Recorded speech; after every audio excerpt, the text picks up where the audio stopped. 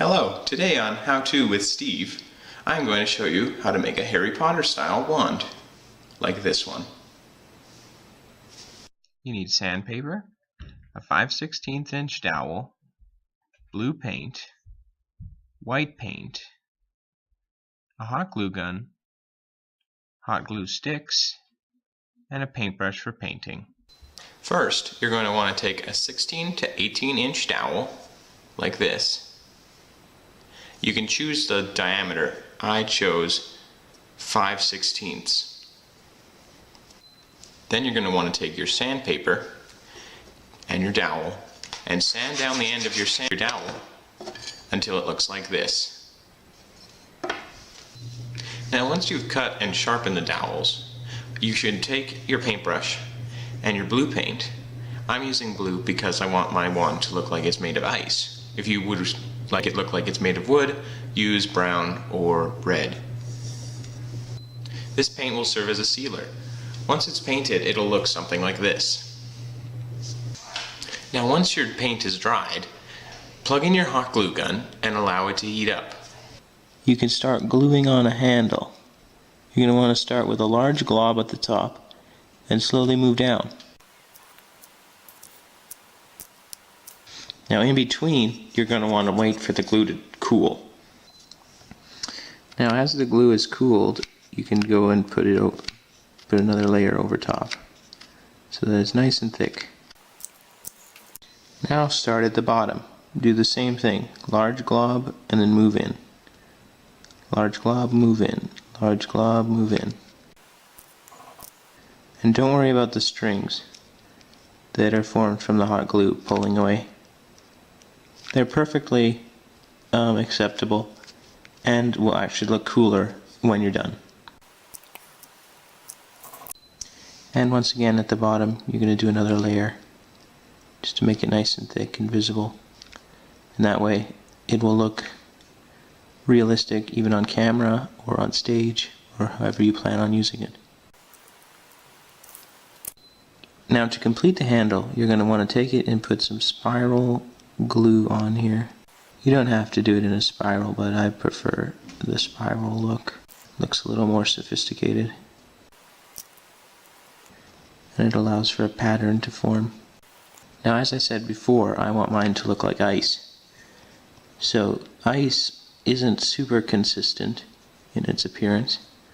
Thus my lines don't have to be particularly straight or spherical or helixed properly. So I will just kind of do a mishmash of straight and wavy and lines to form a large base like this. And also don't be afraid to use lots of glue. If there's too much, you can always just pull it off and do it again. Now what I'm going to do is just kind of put some random globs on here just to make it look a little more like ice. Now if you're going for a more Harry Potter style, more conventional wand, you're going to want to do it nice and organized, or even use string on here on the handle afterwards to make it look more professional, more original. Just add a little more to the base, make it stick out a bit more. Now for painting, you're going to want to get out your base color again and paint the base, the handle, over the glue so that you get a nice solid look on this glue.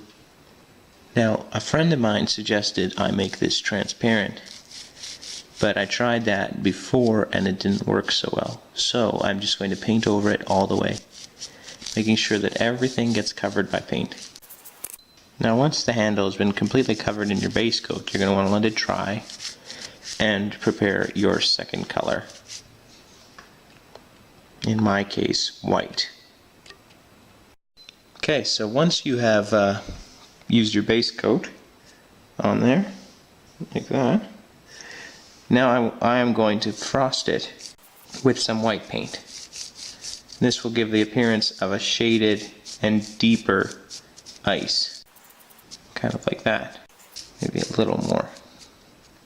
But giving this ice appearance is key. So since ice, when there's a shadow on it, is kind of a blue color, I made it like that. See? Now the last thing left to do is to paint the blade portion of the wand a ice color. So the base blue is already there. Now I'm going to add some quick white brush strokes to give it a misted look. With this misted look, you can pull off a much deeper and much more believable ice wand.